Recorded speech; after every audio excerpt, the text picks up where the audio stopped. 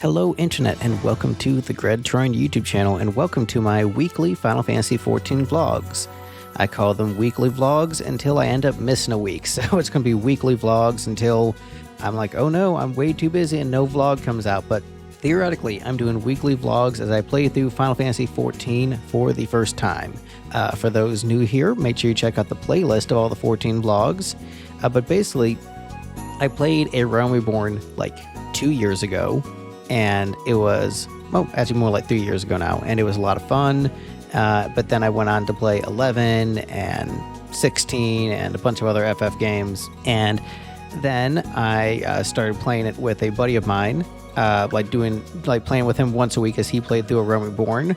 And so I'm playing it with my buddy once a week, my buddy Summoner Jobin, and I'm playing it solo myself, just playing the game at my own pace, because if you play it once a week, you're going to get through it a lot slower, and I tend to like to binge story content, do one story at a time, watch one show at a time, read one book at a time, play one game at a time. And so this is my vlog going through the game post being A Realm Reborn for the second time, and my adventures as I go through 14's expansion content for the first time. That was a decent intro that explains the premise of this series. I should find a way to, like, I don't know, maybe fly this in every intro, or like do a scripted version. These are unscripted vlogs. So what did I do in 14 this week? So this week I finished all of the A Realm Reborn optional dungeons I had yet to finish. Originally it wasn't on my big 14 to-do list I made before setting out on my 14 journey, but because a couple of them were referenced in the Hildebrand questline, it got me curious. Like in Rocky 3, where Apollo's like, got me curious. Rocky's like, you got me curious. Like, Apollo's like, you got me curious, Rock.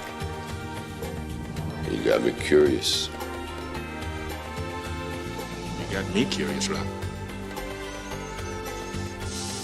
So, those instance dungeons, they got me curious. And I tried them out, and they were a lot of fun. And I think playing through those dungeons where there wasn't much story and it just had to be carried by the theme park-esque theatricality of 14 and the gameplay made the gameplay finally click with me, and I'm starting to really enjoy 14 from a gameplay perspective, which I never did before doing those dungeons. I always thought, like, man, the gameplay in this game kind of sucks, and I'm only playing it because I'm a big FF fan and I hear the story's good, but I never liked the gameplay until like 2 weeks ago. So as far as those optional dungeons, I mean, I could go through all of them, but basically, all right. Halatali, Sunken Temple of Quarn, Cutter's Cry, Dasmal Darkhold, Arum Vale, Wanderer's Place, Ampador Keep, Pharaoh Sirius, Capabel Mines Hard, Hawk Manor Hard, Lost City of Ampador, Halatali Hard, Brave Fox's Longstop Hard, Hullbreaker Isle, Tamtara Deepcroft Hard, Stone Vigil Hard, Satasha Hard, the Sunken Temple of Quarn Hard, the Wanderer's Place Hard, Ampador Keep Hard, and I think, yeah, that's where it ends, because I did not do the Dusk Vigil yet, because that doesn't unlock until you get a little bit farther. But did all of those, and I think last week, where did I start off last week? Because I did a good chunk of them. Maybe I did just the Wanderer's Place last week. So I did the other ones the week before that. Halatali through Arum Vale I did 1 week. Wanderer's Place I did last week. And then this week, I just plowed through the rest of them. And it was cool. Let's see. I've got some notes here. Yeah, Lost City of Ampador I think was one of the coolest looking ones. I really liked Diabolos as the boss of the dungeon. I thought that was really awesome. Just, especially with that FF8 design, that was just a very cool throwback. Lots of cool throwbacks. The throwbacks that they're doing in 14 that everybody loves, that is the nostalgia bait, it's working on me. Hullbreaker Isle was a lot of fun, because that's the one where there's like the water jumps and the fight with Kraken. That was really cool. And Ampador Keep Hard had a really hilarious, dark and hilarious ending that I did not see coming. So that definitely tickled my fancy. That was pretty great. This was also my first time trying to use the Oceania servers, because I made friends with a 14 YouTuber. Well, not just YouTuber, but also Twitch streamer called Absolute ESE. And anyway, so I made friends with this person, and they're I don't know exactly where they're from, but based on the accent, I assume somewhere in Europe. Didn't ask, but I was like, oh, maybe we should play 14 together sometime. And I have some other European friends who I played 11 with, and I'm like, but I've never played 14, with European friends. And so I was looking at, the servers are divided by region. Like, oh, maybe I'll try hopping on a European server if I can. And then I found out that you can't. It's impossible for North American players to play on European servers or Japanese servers. However, everybody is allowed to play on the Oceania servers. Those are the servers that bring, people from Australia, New Zealand, and visitors from Europe, Japan, and North America. So if you want to play with your European friends, you have to play on the Oceania servers. And so I was just curious. I wanted to just try out an Oceania server. So I hopped over to an Oceania server. I think I was on Sophia just to try it out, and it was cool. What I did was I wanted to do like some of these optional dungeons, and trying to do the optional dungeons with the party roulette, like the duty finder. Doing that at 6 a.m. before work. Just nobody in North America was on playing 14, or nobody was doing the duty finder at that time. And I'm like, oh, it's like 8 o'clock or something in Australia right now. And so I hopped over there and got parties pretty immediately, and just was able to enjoy the vibes. I liked how they call you a Voyager if you're visiting from North America. So it's like, oh, it makes it feel like it feels more exotic, like you're really going on a journey. Moana's the Voyager traveling across the ocean. Now you're the Voyager going across the ocean. And one of the things I really missed about 11 and when coming over to 14 was the internationalness of it, where in 11 just the servers are just the servers, and you'll be playing with people from around the world. There'll be Japanese players who use auto-translate to try to communicate with, European players, like everybody around the world are on the same servers. They're not region locked, and I love that about 11. It's something that really kind of made 14 lose some points for me. And I'll be honest, not being able to play on the European or Japanese servers still kind of stings. But I'm glad that at least the Oceania servers exist, so everybody can play together. And for my sake, when I'm trying to do a duty early in the morning, I can just get a party right away. So that was sick. And also, I got to see a little concert, which I'll play a little bit for you now. Just a bunch of not a bunch of NPCs, a bunch of unified players with a theme. We're performing some synchronized music. That was pretty fun. So I'm going to play a little bit of that for you.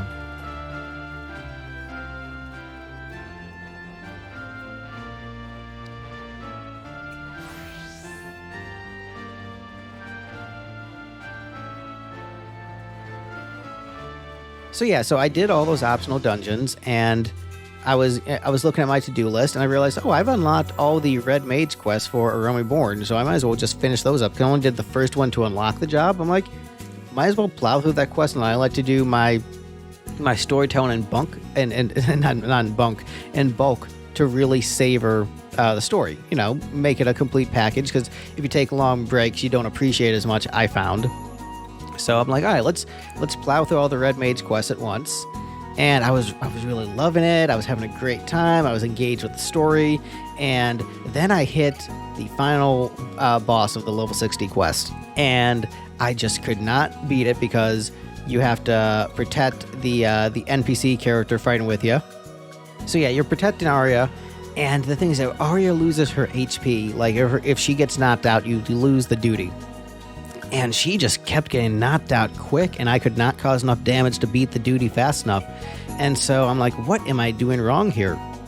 And so I looked it up online, and basically you cannot get good enough gear in a Realm Reborn to beat this fight.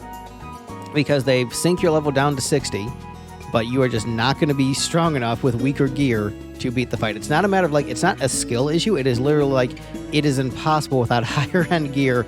You're just going to lose every time. And so I tried even using Ironworks gear, which people said still wasn't good enough. And it wasn't. You just will not win the fight. And so I just lost it over and over again.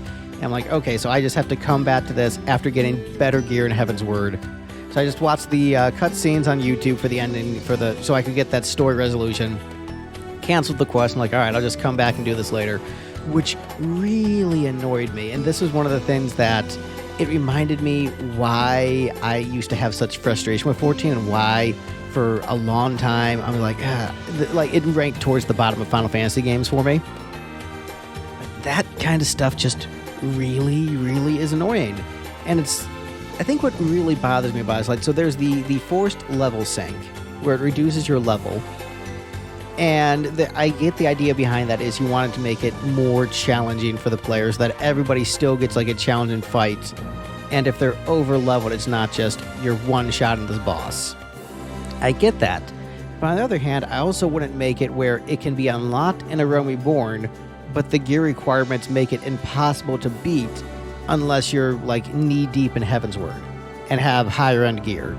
To me, I think that is pretty ridiculous, because either way, it's not a matter of just like, here's a challenge, get good. It is still just numbers need to be high enough. And I think there should be an option where if you're just wanting to fight it over leveled with lower end gear, you should be able to do that, because ultimately it's the same thing. It's just like, it's all about stat increases. And you could increase stats by leveling or increase stats by getting higher end gear. But if it's unlocked in A Realm Reborn and impossible to beat in A Realm Reborn, I don't know if that's good design. And I get that, like, it was, I think Red Mage was added in Heavensward, so it wasn't added in A Realm Reborn. I get that, but the fact that you can do those quests before you get to Heavensward, you can unlock that level 60 quest, and if you're doing just optional content like me, you'll get to level 60.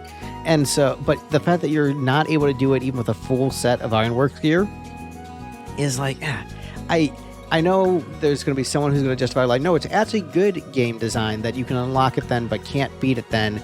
You can do the rest of this quest line, and then this one fight that then level syncs you is impossible to beat until you get better gear. I know there's going to be someone who's going to justify that as being good game design, but I don't get it, and I would love for you to explain that to me.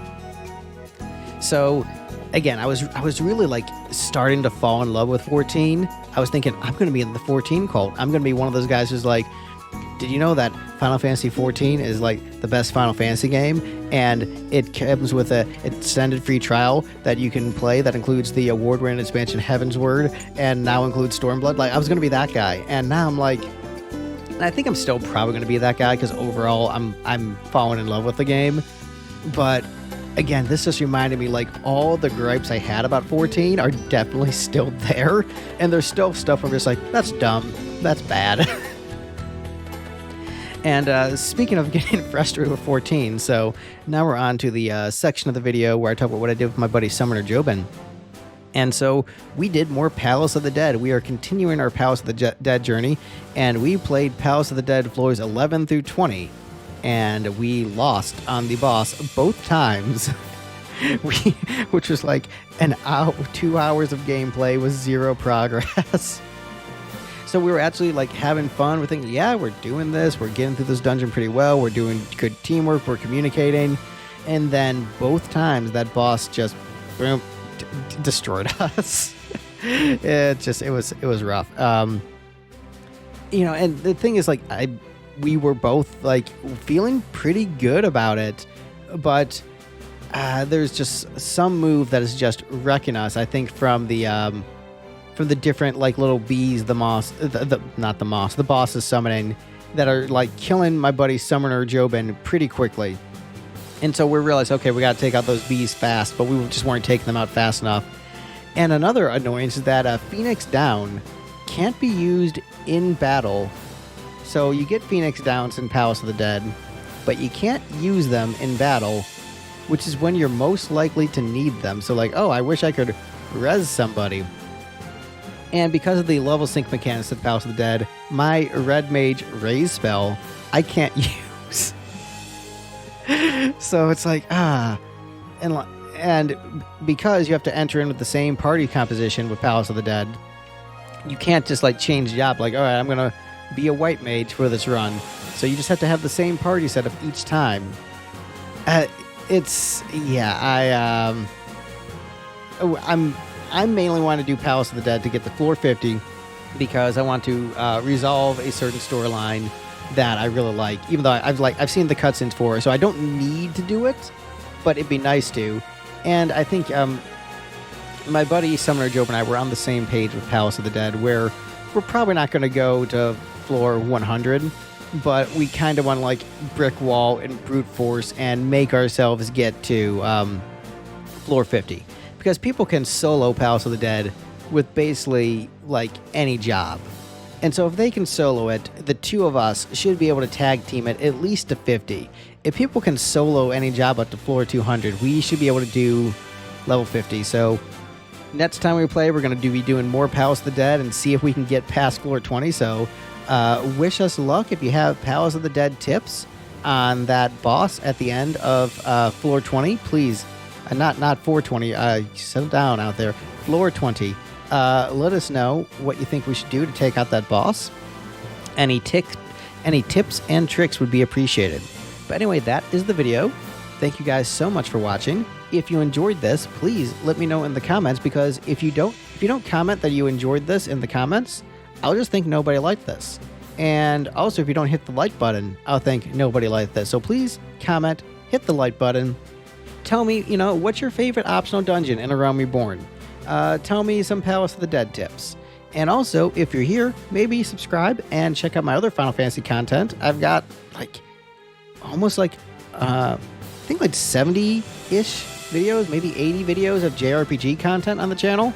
So like a 2-hour video essay on Final Fantasy XI, or a video that dives into every single Chrono game, including fan games and like spiritual successors.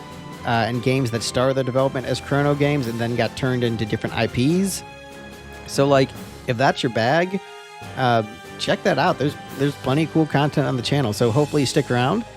And thank you guys so much for watching. I hope you have a wonderful rest of your day. Yeah. All right. I'll see you guys in the next video. Bye, everyone.